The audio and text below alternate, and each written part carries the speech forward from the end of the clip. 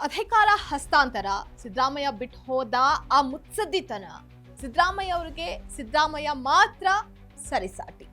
2023ರಲ್ಲಿ ಪಕ್ಷವು ಕಾಂಗ್ರೆಸ್ ಅಧಿಕಾರಕ್ಕೇರೋದಕ್ಕೆ ಸಿದ್ದರಾಮಯ್ಯ ಅವರ mass leadership ಹಾಗೆ ಡಿ.ಕೆ. ಶಿವಕುಮಾರ್ ಅವರ ಸಂಘಟನಾ ಚತುರತೆ ಕಾರಣವಾಗಿದ್ವು.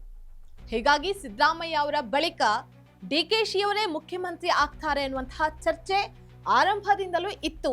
ಕರ್ನಾಟಕದಲ್ಲಿ ಹೆಚ್ಚು ದಿನ ಅಧಿಕಾರ ನಡೆಸಿದಂತಹ ಮುಖ್ಯಮಂತ್ರಿ ಅನ್ನುವಂತಹ ಖ್ಯಾತಿ ತಮ್ಮದಾಗಿಸಿಕೊಂಡಂತಹ ಸಿದ್ದರಾಮಯ್ಯ ಅವರು ಪಂಚೆ ಉಟ್ಟು ಆಡಳಿತ ನಡೆಸಿದ ಕೊನೆಯ ಮುಖ್ಯಮಂತ್ರಿಯೂ ಹೌದು. ಅಂತಿಮವಾಗಿ ಅವರು ನಿರ್ಗಮಿಸಿದ್ದಾರೆ.